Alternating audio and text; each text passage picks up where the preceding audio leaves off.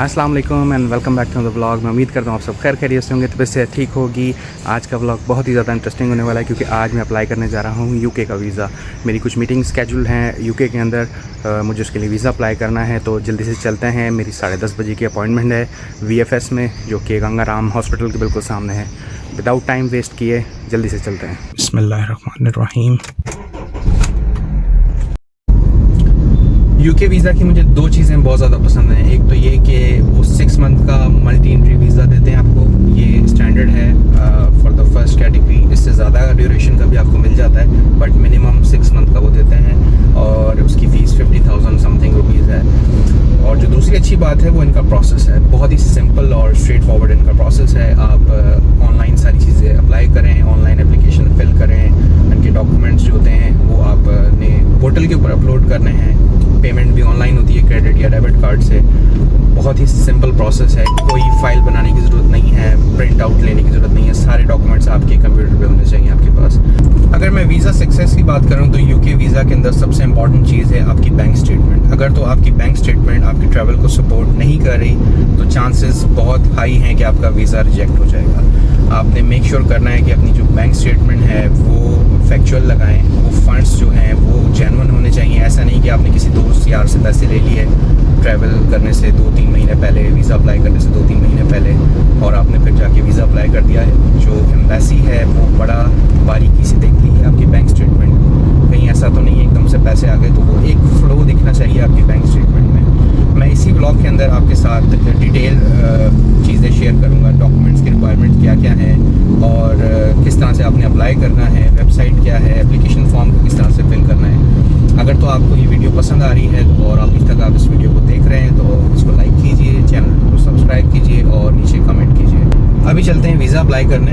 मुझे अभी भी पता चला है जो यूके का वीज़ा एप्लीकेशन सेंटर है वो थोड़ा सा रीलोकेट हो गया है। वो गंगाराम हॉस्पिटल के पास ही, बट वो थोड़ा सा आगे चला गया है सिग्नल की तरफ। तो अभी जल्दी से चलते हैं और वीज़ा अप्लाई करके आते हैं और फिर आपके साथ रिक्वायरमेंट्स और एप्लीकेशन के ऊपर बात करते हैं।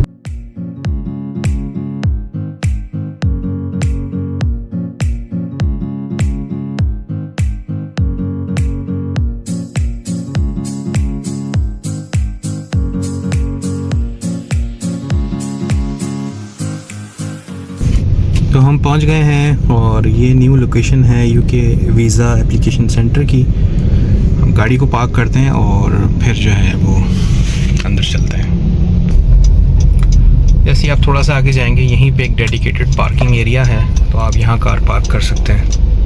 तो अपनी फ़ाइल ले ली है और अब चलते हैं। मोबाइल यहीं छोड़ना पड़ेगा क्योंकि अंदर मोबाइल फ़ोन अलाउड नहीं है। ऑल्दो अंदर आप टोकन देकर अपना मोबाइल रखवा सकते हैं, बट मैं अपना कार में ही छोड़ के जा रहा हूँ।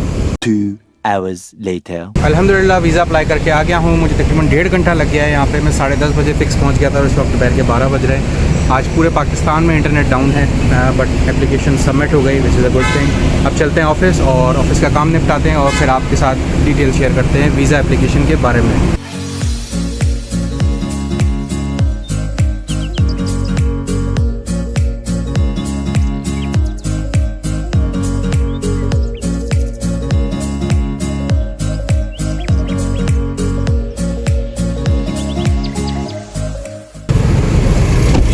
लंच टाइम हो गया है तो खाना लेते हुए चलते हैं ऑफिस और सोच रहा हूँ दाल चावल खा लूँ। अभी मजा आएगा ना भिड़ो। तो ये मेन मार्केट के अंदर 2 दाल चावल वाले हैं, एक है साबिर दाल चावल और दूसरा है रिजवान। मुझे रिजवान के दाल चावल ज़्यादा पसंद है, तो वही हम आ गए हैं रिजवान दाल चावल पे। और इनके पास दाल चावल भी होती है और बिरयानी भी होती है, और बिरयानी भी शायद 2 किस्म की होती है। चलें इनसे पूछते हैं। अस्सलाम वालेकुम, क्या हाल है, खैरियत से हैं? दाल चावल तो मुझे पता है आपके पास बड़े ज़बरदस्त होते हैं। बिरयानी भी आपके पास 2 किस्म की होती है? 3 किस्म की हो गई हैं। अच्छा, सिंधी बिरयानी, पुलाव और सादी बिरयानी, ज़बरदस्त। चले मुझे एक दाल चावल पैक कर देगा। दाल चावल की प्लेट कितने की है? 250 की। ठीक है जी। और साथ में ये बड़ा ज़बरदस्त शामी देते हैं, बट मैं शामी के साथ नहीं खाता, मैं सिंपल दाल चावल लेता हूँ।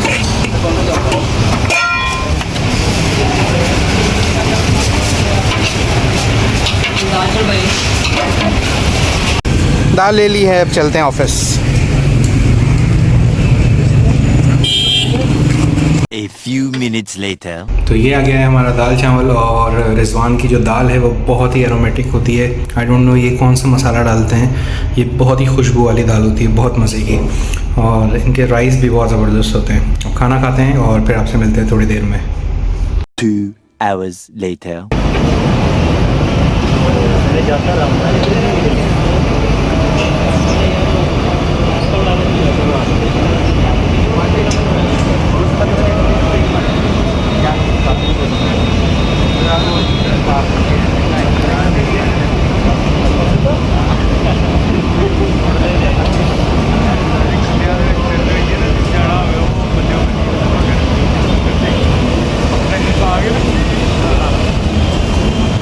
तो अपडेट ये है, मैं ऑफिस से घर के लिए निकल चुका हूँ और मैंने बुलाई है यांगो की ड्राइव, क्योंकि मैं अपनी गाड़ी ऑफिस में छोड़ के जा रहा हूँ। बारिश बहुत शदीद हो रही है, इससे बेहतर मैं कहीं फंसूँ, तो मैंने सोचा क्यों ना यांगो में चला जाऊँ।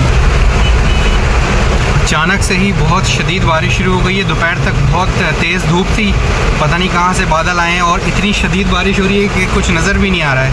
बहुत शदीद बारिश है।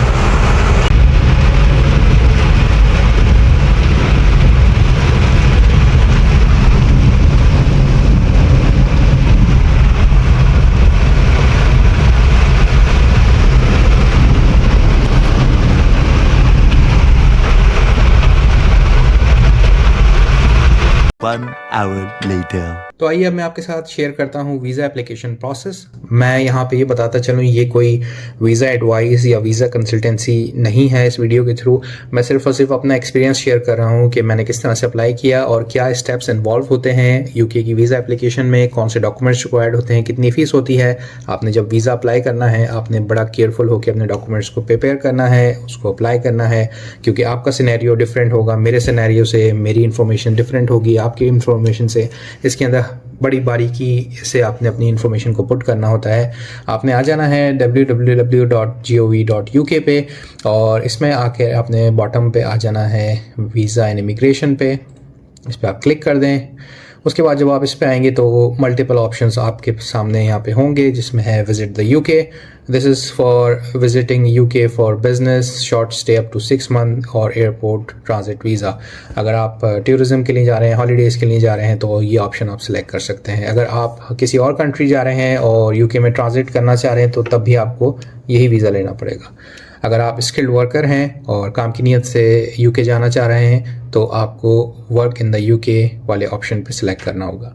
अगर आप पढ़ने के लिए यूके जा रहे हैं फॉर मोर देन 6 मंथ तो फिर आपको स्टडी इन द यूके का वीज़ा सिलेक्ट करना होगा। अगर आपकी फैमिली यूके में रहती है और आपको लॉन्ग टर्म के लिए रहने जाना है तो फिर आप फैमिली इन द यूके के ऊपर सिलेक्ट करेंगे। मेनली यही ऑप्शंस हैं जो हमारे काम की हैं। मेरे केस में मैं बिज़नेस वीज़ा के लिए अप्लाई कर रहा हूँ, तो मैं विजिट द यूके पे क्लिक करूँगा। उसके बाद visit the UK as standard visitor, इस पर जब मैं क्लिक करूँगा तो फिर ये पूरा अपना बताएगा, ओवरव्यू देगा कि आप इसमें कितने मंथ का वीज़ा है। ये 6 मंथ मल्टी एंट्री वीज़ा होता है और इस वीज़ा के अंदर आप क्या क्या चीज़ें कर सकते हैं। परमिटेड एक्टिविटीज़, इसमें आप टूरिज़म है, to see your friends and family, और आप वॉलंटियर कर सकते हैं up to 30 days with a registered charity. Make sure कि ये पेड ना हो, आप अनपेड वर्क वहाँ पे कर सकते हैं। किसी भी रजिस्टर्ड चैरिटी के लिए आप यूके के थ्रू ट्रांजिट कर सकते हैं। और इसके अलावा सर्टेन बिजनेस एक्टिविटीज़ यहाँ पे इन्होंने बताई हुई हैं जो आप कर सकते हैं, जिस तरह की मीटिंग है या कोई कॉन्फ्रेंस है तो वो आप कर सकते हैं। इसके अलावा सर्टेन पेड इंगेजमेंट्स भी आप इसमें कर सकते हैं, बट यहाँ पे एक्सेप्शंस दी हुई हैं। रिक्रिएशनल एक्टिविटीज़ आप कर सकते हैं। कोई कोर्स है आपका जो कि 30 डेज़ का है, वो आप कर सकते हैं। और स्कूल एक्सचेंज प्रोग्राम के लिए भी आपको यही वीज़ा जो है वो अप्लाई करना पड़ेगा। जो चीज़ें आप नहीं कर सकते वो आप यहाँ पे किसी भी किस्म की जॉब नहीं कर सकते। क्लेम्स टू पब्लिक फंड्स आपको यहाँ पे कोई एक्सेस नहीं होगी। इसके अलावा आप शादी भी नहीं कर सकते यहाँ पे। अगर आपने शादी करनी है तो आपको apply for marriage visitor visa करना होगा। इसके अलावा आप लॉन्गर पीरियड्स के लिए भी यहाँ पे स्टैंडर्ड वीज़ा पे नहीं रुक सकते। अब आ जाते हैं हम बॉटम पे और यहाँ पे जाके अप्लाई वीज़ा करते हैं हम, apply for standard visitor visa. इसको जब आप ओपन करते हैं तो यहाँ पे विजिटर वीज़ा की फ़ीस आ जाएगी। जो स्टार्टिंग फ़ीस है दैट इज़ 127 पाउंड्स, और ये 6 मंथ के लिए आपको मल्टी एंट्री वीज़ा मिलता है। This is the starting visa category, और आज की रेट में अगर हम देखें तो ये कोई 46-47,000 पाकिस्तानी रुपीज़ बनते हैं, which is very fair enough. आप अगर देखें यूके का वीज़ा आपको मल्टी एंट्री का ऑप्शन दे रहा है, 6 मंथ के लिए दे रहा है, तो काफ़ी कॉस्ट इफेक्टिव है। अगर इसको आप कंपेयर करें टर्की के साथ, तो टर्की का वीज़ा इस वक्त कोई 56,000 में आपको मिलता है फॉर 1 मंथ, और वो सिंगल एंट्री होता है। सो यूके का वीज़ा काफ़ी ज़्यादा सस्ता है मेरे हिसाब से। तो इसके अंदर आप डिफरेंट ऑप्शंस पे भी सिलेक्ट कर सकते हैं। 2 साल का भी वीज़ा आप लगवा सकते हैं, उसकी फ़ीस 475 पाउंड है। इसके अलावा 5 साल का भी है, 10 साल का भी है। लेकिन एक चीज़ जो है, हर विज़िट में आप सिर्फ़ और सिर्फ जो है वो 6 मंथ रह सकते हैं, सिवाय एकेडमिक्स और मेडिकल रीजंस के लिए। उसके लिए जो आप मैक्सिमम टाइम वहाँ पे रह सकते हैं in one go, that is 11 month for medical reasons, and for academics it's 12 months. अब आते हैं इस पे अप्लाई नाउ पे, और आपने इंग्लिश को सिलेक्ट कर लेना है, नेक्स्ट करना है। आपने यहाँ पे कंट्री नेम लिखना है,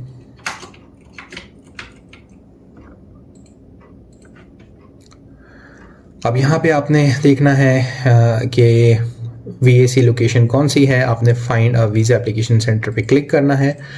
तो यहाँ पे ये बताता है कि किन किन कंट्रीज़ के अंदर इनके VAC सेंटर्स हैं। ऑब्वियसली पाकिस्तान में भी है, जस्ट मैं आपको शो कराना चाहता हूँ। यहाँ पे आप इस पर क्लिक करेंगे तो ये VFS ग्लोबल की वेबसाइट ओपन कर देगा, और VFS ग्लोबल की वेबसाइट पे जब आप आएंगे तो ये अपने सेंटर्स बताएगा कि किस किस सिटी के अंदर VAC सेंटर्स हैं। इस्लामाबाद में है, कराची में है और लाहौर में है।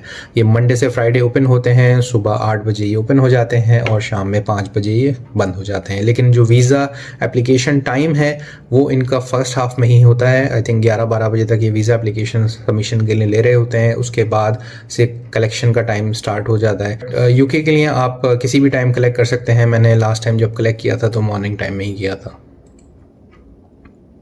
अब आ जाते हैं अपनी एप्लीकेशन की तरफ वापस। आप यहाँ से कर लेंगे कि आपने इसको आइडेंटिफाई कर लिया है, आपके कंट्री, आपके सिटी के अंदर लोकेशन अवेलेबल है। उसके बाद आपने इसको अच्छे से पढ़ लेना है बिफोर यू स्टार्ट। यहाँ पे सारी चेक लिस्ट और सब चीज़ें हैं।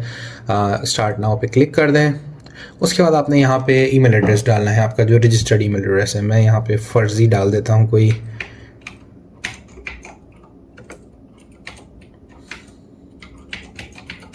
और आपने पासवर्ड एक रख लेना है जो आपको याद रहे।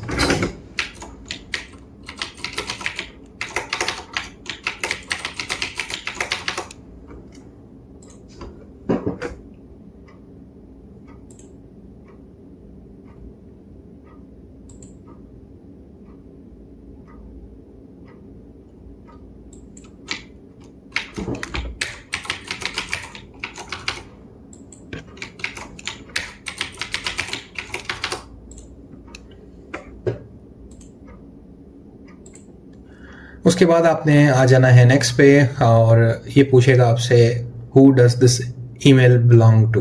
तो आपने कह देना ये आपका है, क्योंकि आपने अपना ही डालना है इसमें। उसके बाद ये आपसे पूछेगा कि आपका कोई और ईमेल एड्रेस है। मैं नो कर रहा हूँ। अपना टेलीफोन नंबर आप डाल दीजिए। मैं एक फ़र्ज़ी नंबर डाल देता हूँ। ये नंबर मेरा यूके में भी यूज़ होगा, यूके से बाहर भी यूज़ होगा। तो और ये मेरा मोबाइल नंबर है, मैं इसको नेक्स्ट कर देता हूँ। ये आपसे पूछेगा आपका क्या कोई और टेलीफोन नंबर है, आपने यस या नो कर देना है अपने हिसाब से। उसके बाद ये पूछते हैं कि हम आपसे किस तरह से कांटेक्ट करें। तो मैं फर्स्ट ऑप्शन मैंने सेलेक्ट किया, I can be contacted bye telephone call and a text message. उसके बाद ये आपसे आपका नाम पूछेगा। यहाँ पे बड़ी इंपॉर्टेंट चीज़ है कि आपने यहाँ पे अपना जो नेम इंटर करना है वो एज़ पर योर पासपोर्ट करना है। आपके पासपोर्ट के अंदर आपका गिवन नेम, आपका फैमिली नेम होगा, आपने उसी तरीके से आपने इसमें इंटर करना है। अगर इसमें कोई भी डिस्क्रिपेंसी होगी तो आपकी वीज़ा एप्लीकेशन रिजेक्ट होने के चांसेस हैं। तो मेक श्योर आप यहाँ पे करेक्ट नाम इंटर करें। मैं यहाँ पे एक फ़र्ज़ी नाम डाल देता हूँ।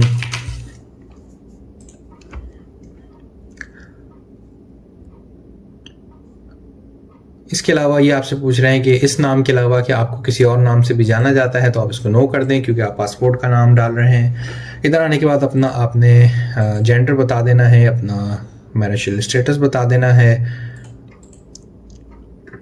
फिर यहाँ से आपसे ये एड्रेस पूछेगा, आपने अपना एड्रेस दे देना है और एड्रेस डालने के बाद फिर इसके सवालात शुरू हो जाएंगे सारे, जो कि आपकी वीज़ा एप्लीकेशन से रिलेटेड हैं कि आप कहाँ रहते हैं और आप कहाँ काम करते हैं, क्या आपकी सैलरी है, कितने आप मंथली सेव करते हैं, क्या आपके मंथली एक्सपेंसेस हैं, ये सारी चीज़ें आपसे पूछेगा। फिर आप जब यूके जाएंगे तो आपका टोटल ख़र्चा कौन उठाएगा और वहाँ आप जाके कितने पैसे स्पेंड करेंगे, आपके कितने बच्चे हैं, तो वो सारी चीज़ें आपसे पूछेगा वन बाय वन। अब मैं वहाँ पे आपको इसलिए लेकर नहीं जा रहा क्योंकि वो बड़ी ही पर्सनलाइज सी इंफॉर्मेशन है और वो आपने अपने सिनेरियो के हिसाब से रहते हुए उसको फिल करना है। वेरी सिंपल, वेरी इजी, हर चीज़ वही होगी जो आपसे रिलेटेड होगी, तो आप उसका आंसर बड़ा आराम से दे सकते हैं। इसके बाद हम आपको लेकर चलते हैं कि कौन कौन से डॉक्यूमेंट्स आपसे वो आगे जाके पोर्टल पूछेगा। अपनी वीज़ा एप्लीकेशन को कंप्लीट करने के बाद जो नेक्स्ट स्टेप होता है वो होता है डॉक्यूमेंट्स अपलोड करने का। यूके वीज़ा की सबसे अच्छी बात यह है कि आपके सारे डॉक्यूमेंट्स ऑनलाइन अपलोड होते हैं इन PDF फॉर्मेट और आपको कोई भी डॉक्यूमेंट्स प्रिंट आउट करके ले जाने की ज़रूरत नहीं होती at the time of your biometrics at VFS centre. अब आपने सबसे पहले ये करना है कि ये इसको सेव कर लीजिए इस इमेज को, और इसी तरह से जब आप पोर्टल के ऊपर जाएंगे तो आपके पास 8 फोल्डर्स विजिबल होंगे। हर एक फोल्डर के अगेंस्ट आपको डॉक्यूमेंट्स अपलोड करने होंगे। सबसे पहला जो फोल्डर होता है वो होता है अकोमोडेशन का। अकोमोडेशन के अंदर आपने अपने होटल बुकिंग की कॉपी लगानी है, अपनी एयर टिकट की कॉपी लगानी है। अगर तो आप किसी फ्रेंड के पास रुक रहे हैं तो आपने वहाँ के डॉक्यूमेंट्स लगाने हैं। आई डोंट नो वो किस तरह से पॉसिबल होगा, बट कोशिश यही कीजिए कि आप किसी होटल के अंदर बुकिंग कराइए और होटल का स्टे बुक कीजिए फॉर योर वीज़ा एप्लीकेशन। इसके बाद आ जाता है proof of business. Proof of business के अंदर आपने अपनी कंपनी की या अपने बिजनेस की सारी डॉक्यूमेंटेशन लगानी है। SCCP का रजिस्ट्रेशन सर्टिफिकेट हो गया या टैक्स रिटर्न हो गए या कोई रजिस्ट्रेशन सर्टिफिकेट हो गया। मेरे केस में मेरी कंपनी का SCCP का रजिस्ट्रेशन सर्टिफिकेट था, उनका NTN था और उनके रिटर्न्स थे। फाइनेंशियल एविडेंस के अंदर जो है आपने अपनी सैलरी स्लिप लगानी है, अपनी बैंक स्टेटमेंट लगानी है, अपनी अकाउंट मेंटेनेंस सर्टिफिकेट लगाना है बैंक का। अगर आपके मल्टीपल अकाउंट्स हैं, मेक श्योर आपने सारे अकाउंट्स की स्टेटमेंट और उनके अकाउंट मेंटेनेंस सर्टिफिकेट लाजमी लगाने हैं। और इसके अलावा फाइनेंशियल एविडेंस के अंदर आपने अपने टैक्स रिटर्न लाजमी लगाने हैं लास्ट 3 ईयर्स के। अगर आपने टैक्स रिटर्न फाइल नहीं किए और आप यूके के लिए वीज़ा अप्लाई कर रहे हैं तो मेक श्योर आप टैक्स रिटर्न्स लाजमी फाइल करें। ये आपको एक एडवांटेज भी मिलता है और ये रिक्वायरमेंट भी है। इसके बाद आप आ जाएं पासपोर्ट। आपने अपने पूरे पासपोर्ट को PDF फॉर्मेट के अंदर स्कैन कर लेना है, उसके ब्लैंक पेजेस को भी, और मेक श्योर कि ये फाइल साइज़ आपका 5 MB से ज़्यादा ना हो। किसी भी फाइल का हर एक इंडिविजुअल फाइल का साइज़ 5 MB से कम होना चाहिए, अदरवाइज़ वो अपलोड नहीं होगा। तो जब आप पासपोर्ट स्कैन करें तो इसकी एक ट्रिक ये है कि स्कैन करते वक्त उसके DPIs को आप कम पे रखें। आई थिंक 100 से कम DPIs आप रखेंगे तो वो फाइल साइज़ आपका 5 MB से कम बनेगा। मेक श्योर कि वो रीडेबल हो। इसके बाद आप आ जाते हैं लाइफ इवेंट्स पे, जो इनका 5th फोल्डर है। लाइफ इवेंट्स के अंदर आपने FRC फैमिली रजिस्ट्रेशन सर्टिफिकेट जो कि नादरा से मिलता है, 1000 रुपये की उसकी फ़ीस है। आपने उसकी फ्रेश कॉपी निकलवा लेनी है, वो हाथ के हाथ ही मिल जाता है। आप नादरा की किसी भी मेगा सेंटर में जाइए, विदिन 15-20 मिनट्स आपको FRC मिल जाएगा। इसके अलावा आपने मैरिज रजिस्ट्रेशन सर्टिफिकेट वो लगाना है, वो भी आपको नादरा से मिल जाता है। इसके बाद आ जाता है नेक्स्ट आपका अदर्स का एक फोल्डर होता है जिसके अंदर आप वैक्सीनेशन के सर्टिफिकेट्स लाइक कोविड, पोलियो, आपका CNIC, इस तरह की चीज़ें आप अदर्स में डाल सकते हैं, या कोई भी ऐसा डॉक्यूमेंट जो आप समझते हैं किसी भी फोल्डर में फॉल नहीं कर रहा, आप उसको अदर्स में डाल दीजिए जो कि आपकी वीज़ा एप्लीकेशन को सपोर्ट करे। इसके बाद मैंने एक ट्रैवल हिस्ट्री के नाम से एक एक्सेल फाइल बनाई थी और उसको PDF में कन्वर्ट कर दिया था, जो मैंने अदर्स में डाल दी थी, क्योंकि यूके के अंदर आपको ट्रैवल हिस्ट्री लाजमी मेंशन करनी होती है अगर आपकी कोई है तो। मेरे केस में काफ़ी डिटेल्ड ट्रैवल हिस्ट्री थी जो कि याद रखना हर बार मुश्किल होता है, तो मैंने एक फ़ाइल बना कर रख ली है। मैं इसको अपडेट करता रहता हूँ टाइम टू टाइम और ये काम आती है। इसके बाद आपने आ जाना है स्पॉन्सर एम्प्लॉयमेंट के ऊपर। स्पॉन्सर होता है आपका वो जो आपको वहाँ से इन्वाइट कर रहा है, उसकी तरफ से आपको एक इन्विटेशन लेटर आएगा, आपने वो अपलोड करना है और आपने अपनी एम्प्लॉयमेंट के लेटर्स लगाने हैं जहां आप काम करते हैं, उसका एक प्रूफ होना चाहिए। एम्प्लॉयमेंट सर्टिफिकेट होता है वो होना चाहिए, और आपके HR की तरफ से या आपकी कंपनी की तरफ से एक रिकमेंडेशन लेटर होना चाहिए कि ये पर्सन यूके जा रहा है, इतने दिन के लिए जा रहा है, इस काम के लिए जा रहा है और इतने दिन में वापस आ जाएगा। ये मेक श्योर करें कि ये आपकी कंपनी से, आपकी ऑर्गेनाइजेशन से लाजमी आप रिसीव करें। इसके बाद आता है proof of application. Proof of application के अंदर जो आपने अभी रिसेंटली एप्लीकेशन फॉर्म फिल करके आप आए होंगे उसका एक PDF जनरेट हो जाएगा जाएगा, आपने उसको यहाँ पर आकर अपलोड करना है। इसके अलावा आपने एक कवर लेटर लाजमी बनाना है। उस कवर लेटर में आपने अपने पर्पस लिखना है, आप क्यों जा रहे हैं और आपने वापस आना है, इस चीज़ को मेंशन करें। आपकी यहाँ पे जॉब है और आप यहाँ काम करते हैं, इस तरह से आपने उनको कन्विंस करना है उस कवर लेटर के अंदर। इसको भी आप अदर्स फोल्डर में डाल सकते हैं। और इसके बाद एक जो चीज़ आपको इम्पॉर्टेंट मैं यहाँ पे बताऊँ जो कि आपको फेस करनी पड़ सकती है, इनका जो अपलोडिंग सर्वर है वो हाईली सिक्योर है और वो हर PDF फाइल को बाज़ दफ़ा वायरस इन्फेक्टेड कह देता है, ऑल्दो PDF में कभी भी वायरस नहीं होता। तो इसका सिंपल हैक ये है कि आपने उस फाइल को ओपन करना है, उसको प्रिंट कमांड देकर उसको सेव एज PDF कर लेना है। जब वो फ्रेश फाइल सेव होगी तो वो अपलोड हो जाएगी और कोई भी प्रॉब्लम नहीं आएगा। आपने अपने डॉक्यूमेंट सारे अपलोड कर दिए, उसके बाद जो फाइनल स्टेप आता है वो आता है आपकी वीज़ा फ़ी का। वीज़ा फ़ी इसकी ऑनलाइन पे होती है थ्रू क्रेडिट कार्ड और डेबिट कार्ड, जो कि है 46,000 47,000 according to the pound rate of that day. उसके बाद आपको जो पोर्टल है वो रीडायरेक्ट कर देता है टुवर्ड्स VFS वेबसाइट, जहाँ पर जाकर आप अपॉइंटमेंट स्लॉट बुक करते हैं। यूजुअली 5 से 6 दिन के अंदर अंदर आपको अपॉइंटमेंट स्लॉट मिल जाती है UK की वीज़ा के लिए। मेरे केस में तो ऐसे ही था, लाहौर में बहुत ज़्यादा रश नहीं था, हो सकता है इस्लामाबाद में ज़्यादा लोगों का इन्फ्लक्स हो, तो ये टोटली डिपेंड करता है कितने लोग एप्लीकेशन के लिए आ रहे हैं। उसके बाद आपने अपनी स्लॉट बुक कर लेनी है। कोशिश करें फर्स्ट स्लॉट को बुक करें, जो मॉर्निंग स्लॉट होती है उसमें जल्दी जल्दी सारा काम हो जाता है और आपने सिर्फ और सिर्फ अपनी जो VFS की जो आपने फ़ी पे की है और अपॉइंटमेंट आपको मिलेगी वो उसकी कॉपी लेकर जानी होती है अपॉइंटमेंट सेंटर में, जहां आपके बायोमेट्रिक्स होते हैं। आपकी तस्वीर भी वहीं खींचेगी और अपना शनाख्ती कार्ड ओरिजिनल और अपना पासपोर्ट ओरिजिनल आपने लेकर जाना है। इन केस आप का कोई डॉक्यूमेंट मिस हो जाता है जो आप अपलोड नहीं कर पाते, तो अपने साथ ये सारे डॉक्यूमेंट्स जो आपने यहाँ पे अपलोड किए हुए हैं इनको USB में साथ लेकर जाएं। VFS वाले भी अपलोडिंग फैसिलिटी प्रोवाइड करते हैं, बट उसके वो पैसे चार्ज करते हैं। आप कोशिश करें कि जितने भी डॉक्यूमेंट्स हैं आपकी वो खुद आप अपलोड करें, बट इन केस अगर कोई रह जाता है तो एक अपॉर्चुनिटी होती है कि आप VFS पे जाकर उनकी वीज़ा एप्लीकेशन की अपलोडिंग सर्विसेज आप ले सकते हैं। This completes the visa application process for UK और इसको आप फॉलो करते हुए अपना वीज़ा एप्लीकेशन सबमिट कर सकते हैं। I wish you all the best जो लोग UK के लिए वीज़ा अप्लाई करने जा रहे हैं। इस व्लॉग को अब करते हैं हम यहीं पे एंड। उम्मीद करते हैं आपको हमारा आज का ये व्लॉग पसंद आया होगा। मिलते हैं फिर किसी दिन, तब तक के लिए अल्लाह हाफिज़।